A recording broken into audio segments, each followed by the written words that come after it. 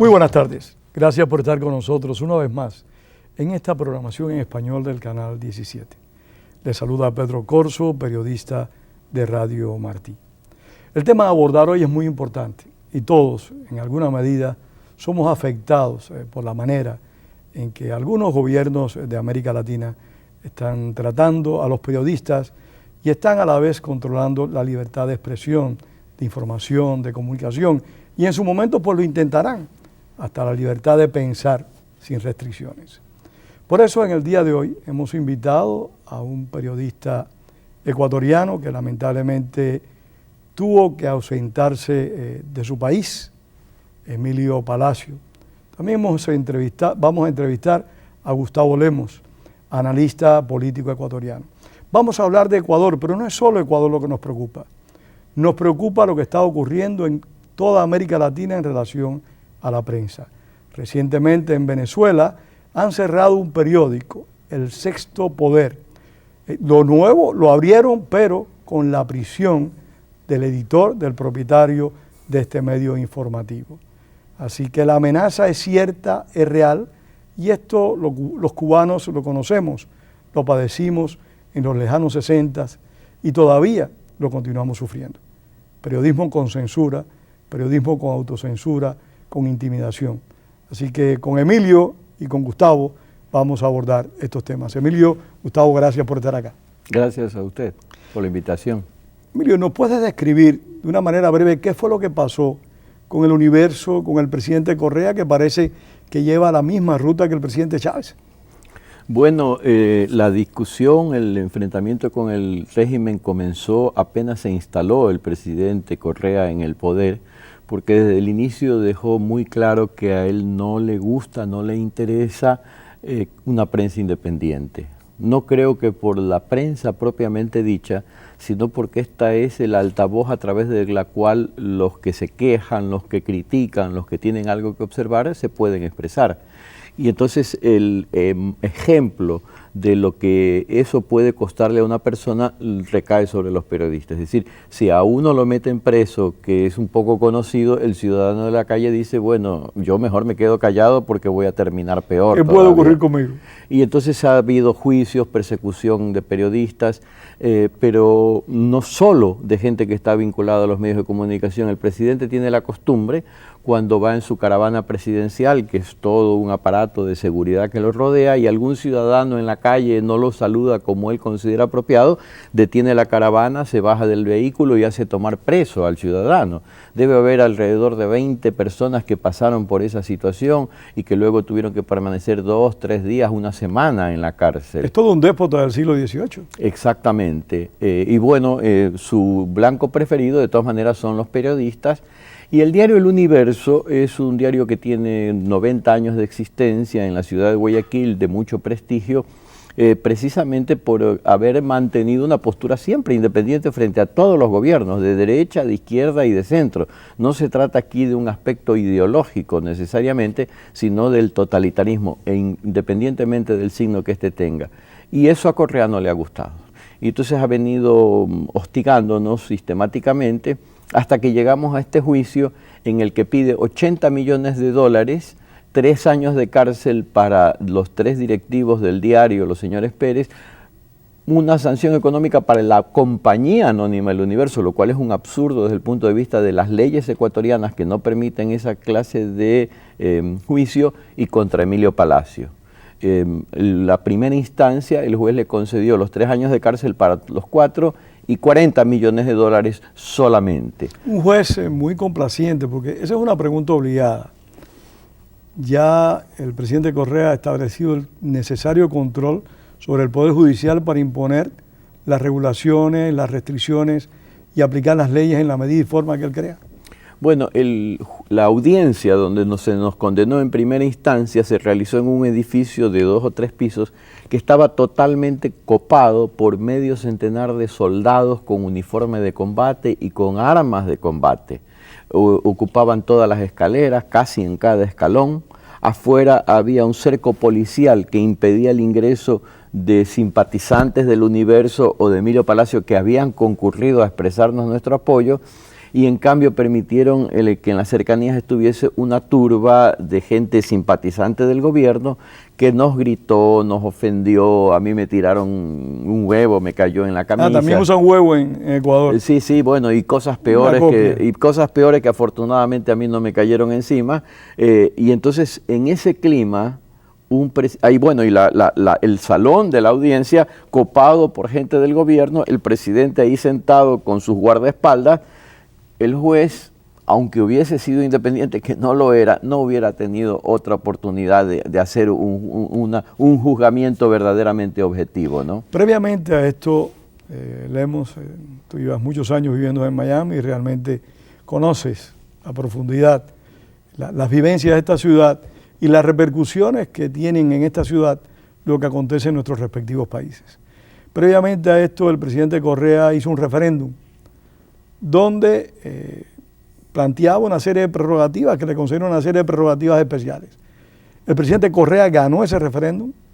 Es discutible, Pedro, porque cuando un autócrata cuenta los votos, evidentemente que él hará cualquier forma menos la posibilidad de que la expresión popular se respete si le es adversa. La demostración aquí en Miami, la votación fue 4-1, es decir, 4 veces los que votamos por el no a esas reformas, entre las cuales la parte emblemática, él decía que quería meter mano a la justicia y lo segundo, a la prensa. Regular la prensa. La prensa no puede ser regulada, de modo que esa es la situación en que se vive allá y acá.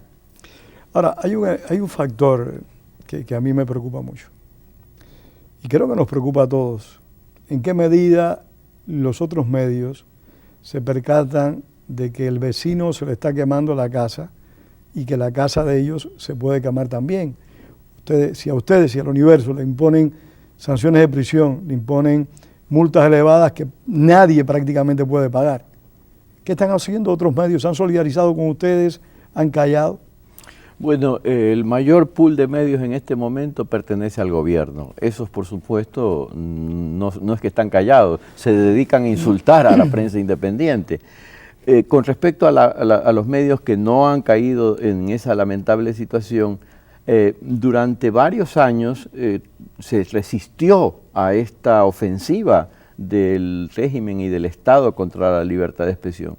Luego hubo una etapa de agotamiento, de cansancio, de temor y de autocensura inclusive, que comprensible desde mi punto de vista. No se llegó a la lamentable situación de que empiecen ellos a prestarse al juego del gobierno, que eso hubiera sido otra situación.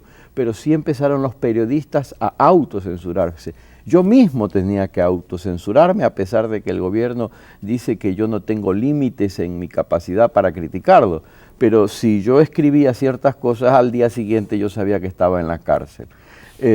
Sin embargo, en el juicio del universo, paradójicamente cambia esa situación, porque genera una indignación popular muy, muy grande y muy extendida. No necesariamente porque la población esté de acuerdo conmigo, aunque obviamente yo tengo mi público, sino por este hecho sorprendente de una persona que quiere volverse millonario de la noche a la mañana. Rafael Correa no es un hombre de dinero, más bien es una persona relativamente desconocida en el Ecuador hasta que llegó a la presidencia, que no había tenido ningún éxito profesional importante, y quiere ser millonario sin trabajar, sin sembrar la tierra, sin poner una fábrica, una tienda en la esquina, ni ganarse la lotería, simplemente porque llego a la presidencia. Dinero y poder. Dinero y poder. Llego a la presidencia, le meto la mano a la justicia, frase literal del presidente de la República, le voy a meter la mano a la justicia, y con eso gana una fortuna. Y entonces el padre de familia en su casa se pregunta, bueno, ¿qué ejemplo le estamos dando a mi hijo que ya no va a querer estudiar, ya no va a querer esforzarse y llegar a ser un famoso ingeniero o un brillante médico, sino me meto a la política y me hago millonario y muy fácilmente? Gustavo, eso ha generado mucha indignación. Yo creo que después me des más detalles sobre eso y de qué manera tú consideras que los periodistas, donde quiera que nos encontremos, podemos tratar de neutralizar y quizás pues tomar la ofensiva para destruir este aparato. Pero Gustavo, hay algo que muchos dicen, y es que estos gobernantes, estos déspotas ilustrados del socialismo del siglo XXI, pues procuran ir estableciendo dictaduras institucionales. O sea, el presidente Chávez lo ha hecho en Venezuela, Evo Morales en alguna medida lo ha establecido también en Bolivia. Vemos como Daniel Ortega de hecho está violando la Constitución nicaragüense porque se está postulando para el mandato de Cuba, ni hablar, una dictadura dura y clara. Y Correa, pues aparentemente también va en vías de establecer una dictadura institucional si logra que el Poder Judicial, ya sea por intimidación o por lo que cualquier otro factor, satisface sus anhelos. El problema es grave porque todos responden a la misma receta. Recordemos que los abogados, los juristas que preparan la Constitución actual de Venezuela son los mismos que prepararon la de Ecuador, la de Bolivia, de un supuesto centro de estudios económicos y sociales en España. Y qué coincidencia que muchos de los estudiantes que están saliendo a la calle contra el gobierno de Piñera hablan de que se debe llegar a una nueva constitución, que cada cual juzgue por qué y de dónde viene eso. Bueno, los otros días un amigo común me decía de que las manifestaciones que estaban teniendo lugar en Chile eran demasiado continuadas, muy bien organizadas, y que cualquier observador que prestara una atención especial podía percatarse de que no era una expresión popular espontánea, sino que respondía a proyectos de desestabilización. Se aprecia en Rafael Correa, y la pregunta del periodismo vamos a regresar, por esta la obliga lo que acaba de decir Gustavo, se aprecia en el presidente Correa una visión expansionista, o sea, el deseo de llevar su proyecto de gobierno, su forma de gobierno a otros países, ejercer influencia en otros países que no son precisamente los del ALBA. Bueno, él alguna vez dijo que tenía la aspiración de llegar a convertirse en un líder regional, pero los problemas que tiene en Ecuador son muy grandes y lo han tenido muy ocupado como para pensar en algo así. Déjeme decirle que yo no veo que Chávez y Correa sean exactamente iguales. Hay importantes diferencias entre los dos. Me da la impresión de que Chávez, no conozco lo suficiente como de Venezuela como para yo dar una opinión definitiva, pero me da la impresión de que Chávez tiene un proyecto muy claramente definido en una línea ideológica de izquierda. Tengo entendido eso, esa izquierda totalitaria, no la izquierda democrática, no la izquierda socialdemócrata o cualquier izquierda que respete el orden democrático, sino una izquierda totalitaria. Correa es diferente. Correa lo único que le interesa es el poder. Si para llegar al poder le sirve la izquierda, pues va con la izquierda. Si para llegar al poder le sirve la derecha, pues va con la derecha.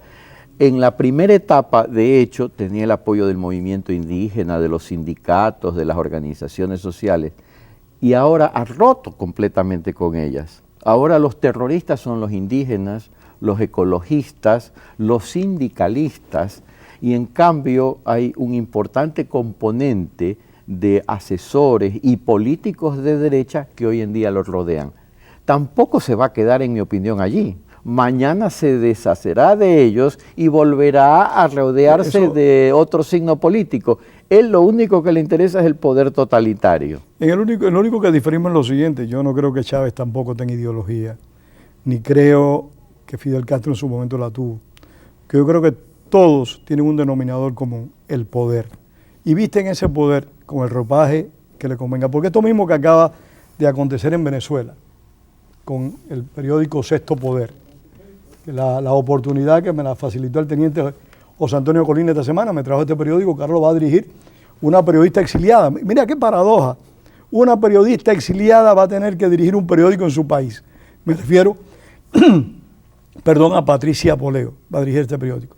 Este periódico fue censurado, cerrado, y para volverse a abrir, como dije al principio del programa, tuvo que ir a prisión este hombre.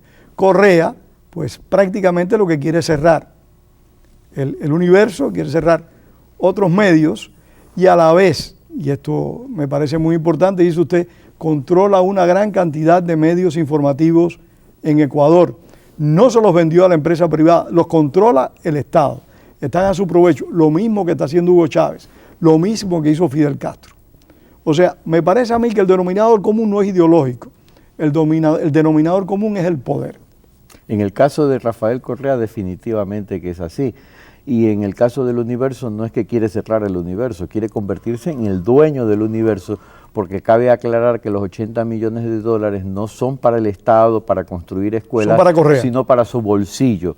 Y no es la primera vez que lo hace. Él ya demandó a un banco, el Banco del Pichincha, y consiguió que el banco le pague a él, también a su bolsillo, $600.000, con los cuales se compró un departamento en Europa, en los que acaba de pasar con su familia 20 días de vacaciones. Es decir, yo veo un hombre desesperado por el poder político y por enriquecerse. Y él está dispuesto en ese sentido a avanzar en el camino que sea, siempre y cuando signifique lo que venga, que todos los que los rodean, desde su círculo más inmediato hasta toda la población del país, tenga una sola voz, que es la voz de él. Lo que sí tiene es una condición, y no sé qué tú opinas al respecto, Gustavo, que no la tiene ningún otro déspota del ALBA o del denominado socialismo del siglo XXI, y es que es el personaje más arrogante, más despreciativo, que ha ocupado, yo creo, la presidencia de un país latinoamericano en muchos años. Ese hombre, las personas que lo entrevistan, trata al entrevistador con desprecio, con una condescendencia realmente miserable. No sé qué tú opinas de eso. Bueno, el problema es que él ha sido 15 años profesor y todavía en el país se maneja ese tipo de la escuela antigua, mediante la cual el profesor habla y no vuela una mosca. Entonces él se acostumbró a ser el único que dirige, que habla, que opina, se contesta. Con él hay monólogos, no hay diálogo. Por eso fue el primer problema con Emilio Palacio, cuando él lo entrevista como presidente en el Palacio de Carondelet. Yo creo que eso es importante que lo recuerden. Bueno, cuéntanos, Emilio, no nos dejes fuera de esa información tan interesante. Bueno, en realidad los problemas con Rafael Correa habían comenzado en el 2005, siendo él ministro de Finanzas. Yo escribí un artículo en el que critiqué su actuación.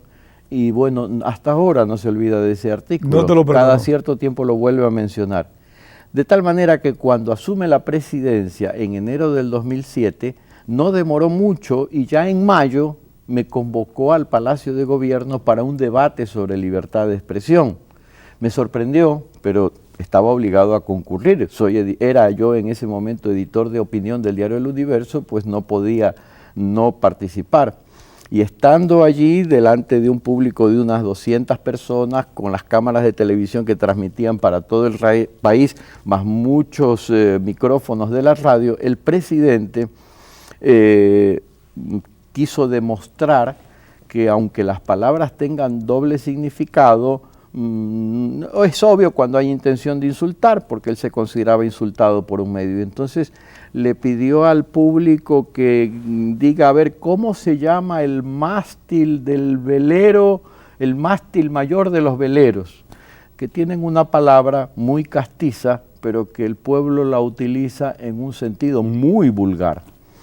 Y entonces pidió que digan el nombre y insistía a ver cómo se llama, y gritaba a la gente y él quería que griten en voz más alta todavía. Una vulgaridad, un ejemplo para la población, ante el mundo una vergüenza enorme. De tal manera que cuando me toca a mí la palabra, yo lo empiezo a cuestionar al presidente. Él nos había criticado a nosotros porque la prensa nunca había dicho... El problema, me perdono, usted es un hombre con coraje y estos déspotas no soportan a la gente con coraje. Ellos necesitan el miedo. Sí. Y entonces él nos había acusado de no haber denunciado la corrupción bancaria. Hubo una crisis de los bancos en el Ecuador. Que los dueños, creo que se ha quedado el Estado con las emisoras de radio y televisión. Así es. Que provenían de esa crisis bancaria. De esa crisis bancaria. O sea, no las ha subastado, las está usando él. Es decir, la apropiación de esos medios de comunicación era necesaria porque había que recuperar el dinero que el Estado había perdido y que los cuentacontratistas habían perdido, pero el compromiso era venderlas precisamente para recuperar ese dinero. Él mantiene eso dentro del aparato estatal y los ha convertido en medios suyos. Entonces, cuando yo le hago el cuestionamiento por la crisis bancaria, él ordena que me saquen del Palacio de Gobierno. El hombre que invitó al diálogo, al debate. Así es, no soportó la discusión y ordenó que me saquen. Y cuando el incidente de la protesta de los policías, que él actuó de una manera teatral y realmente abusiva. El 30 de septiembre del año 2010 hubo una rebelión policial por alzas, en realidad para que no les rebajen el salario. El presidente dijo que no había tal rebaja y que era una confusión de los policías. Sea verdad una tesis o no, el hecho es que los policías pensaban que estaban perdiendo dinero y salieron a protestar, cosa que es muy común en el Ecuador. Y en cualquier parte del mundo. Y el presidente, en lugar de dialogar con los policías, antes de ingresar al regimiento policial, le informa a su cúpula de uniformados que esos son traidores a la patria y que hay que ir a detenerlos. Y él entra en una actitud de confrontación desde el primer momento. Lo retienen en el hospital. Perdóname, una protesta simple era traición a la patria. Para él era una traición a la patria. Él ya empieza a decir, eso es un intento de golpe. O sea, él es la patria también. Él es la patria, es un intento de golpe de Estado, me están desestabilizando. Y entra a confrontar, olvidándose o teniendo claro, no lo sé, de que eso era al lado de un hospital donde había pacientes, gente inocente, niños recién nacidos, porque también es maternidad, neonatos, niños nacidos antes de cumplir los 9 meses. Y entonces, para rescatarlo de un supuesto secuestro, ordena que alrededor de 1000 uniformados, armados con armamento letal, ingresen sin avisar, sin ningún anuncio previo, por sorpresa, a rescatarlo. Habían incluso convocado tanques de guerra. Afortunadamente los tanques, como estaban en una población lejana, no llegaron a tiempo, porque donde eso ocurría, eso hubiera sido una masacre total. Murieron solo Esto me recuerda a Hugo Chávez cuando mandó a sacar a las calles los tanques de guerra el 11 de abril del año 2002. Bueno, en este caso fue contra un hospital, lo cual lo hace mucho más grave. Mucho más todavía. grave, por supuesto. Afortunadamente, le repito, no llegaron los tanques a tiempo y entonces solo hubo 6 muertos. Y escribiste sobre eso y eso trajo más problemas. Más adelante, desde el primer momento, yo traté de demostrar que no había habido el tal intento de golpe de Estado, el intento de asesinato, por ejemplo. La prueba de que habían querido matarlo es que el director del hospital, en un pasillo, alguien lo había escuchado decir, hay que darle cianuro a este señor. Bueno, en los hospitales no hay cianuro. A Correa. En los hospitales no hay cianuro. Es decir, ese no era un método viable para matarlo si es que lo hubieran querido matar. Y por supuesto, si lo intentaban asesinar... De otra manera más expedita exactamente, y no lo hubieran andado comentando en los pasillos. Por supuesto. Entonces, esa es la única prueba de ese supuesto intento de asesinato. Entonces yo demostré todo esto, saqué a la luz todas estas cuestiones y ya él se empezó a incomodar. Y finalmente dije que Correa corría el peligro de que algún día se lo acuse de haber ordenado disparar contra un hospital. Él lleva sobre sus hombros esa estigma, 6 muertos, que hasta ahora no se sabe por qué murieron. No hay un solo juicio para investigar a los culpables. Y eso es lo que ya no pudo soportar él. Y entonces inició el juicio, además con el aliciente de los 80 millones de dólares que no vienen mal. Se van a comprar una docena de apartamentos. Yo me imagino que se comprará el Palacio de la Princesa de Mónaco, porque no creo que haya muchos departamentos que valgan 80 millones de dólares. 80 millones es una cifra muy respetable. Gustavo, cuenta Rafael Correa con el respaldo de la mayoría de los ecuatorianos desde tu perspectiva, tratando de ser lo más objetivo posible, o simplemente cuenta con un número importante de ciudadanos que le apoyan y es un número, digamos, un núcleo duro que le respalda. Es la misma situación que ocurre en Venezuela, en Bolivia, en Nicaragua. Hay un voto duro que cada vez disminuye. Entonces la realidad del caso es que Rafael Correa está afrontando cada jueves, el jueves que pasamos, ha habido y habrán manifestaciones en 5 diferentes ciudades que la hacen grupos que se convocan por Twitter, por las redes sociales. Es decir, ya va habiendo un molestar. Hay un tema que a mí me llama la atención y es que normalmente las Fuerzas Armadas de América Latina fueron educadas en conceptos democráticos, en contra del comunismo. Y estas mismas Fuerzas Armadas, en alguna medida, pues, han aceptado, por supuesto, por la vía constitucional, los mandatos de presidentes como Chávez, Morales, Correa y Ortega. Pero es que estos hombres se han pronunciado a favor de una ideología política que es contraria a las constituciones sobre las cuales se fundamentaron esos estados. No ha habido manifestaciones en las Fuerzas Armadas de descontento e inquietud, y tenemos un minuto nada más. Bueno, las Fuerzas Armadas en el Ecuador lamentablemente han sido muy pasivas con respecto a los distintos gobiernos que han estado en el poder. Han tolerado demasiado a la izquierda o a la derecha. Es decir, es una Fuerzas Armadas que la cúpula lamentablemente se preocupa si el gobierno compra armas o no compra armas. Lo mejor es y que este gobierno ha comprado muchas armas. Lo mejor es que los militares se mantengan en los cuarteles. Así debería ser. Eso es lo mejor. Eso es lo mejor en cualquier sociedad. Pero también ellos tienen un compromiso con la sociedad en la que están viviendo. Así que muchísimas gracias a ustedes por haber estado con nosotros. Pedro. Y a ustedes también en particular por haber compartido esta tarde tan interesante. Tengan todos unas buenas tardes.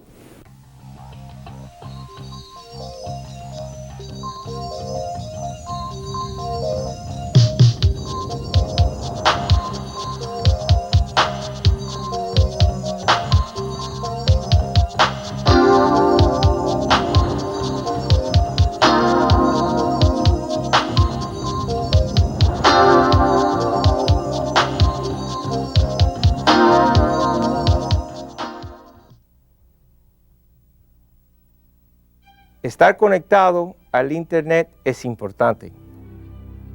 Estar conectado le ayuda a aprender. Estar conectado puede ayudar a conseguir un trabajo. Estar conectado puede ahorrar dinero. Estar conectado mantiene su participación. La Escuela Pública del Condado de Miami-Dade le insta para conectarse. Yo no puedo donar mucho. ¿Qué diferencia hiciera mi donación? Mi donación nada más sería una gota en un cubo. No creo que ellos necesiten mi pequeña contribución. No es mucho, pero es lo que puedo donar. Yo puedo dar un poquito. Yo puedo dar un poquito. Yo puedo dar un poquito. A lo mejor pueda ayudar. A lo mejor puede ayudar. A lo mejor puede ayudar. Si va a ayudar, mira lo que un par de gotas hace. Haga su parte. Vaya a wlrn.org y agregue su donación. Los 100 sones cubanos es un documental el cual da nueva luz a uno de los géneros musicales más populares de Cuba, el son. Los 100 sones cubanos explora los sones más conocidos por la gente de Cuba. Sintonice este septiembre 18 a las 7 p.m. y vea Los 100 sones cubanos en su canal 17, WLRN.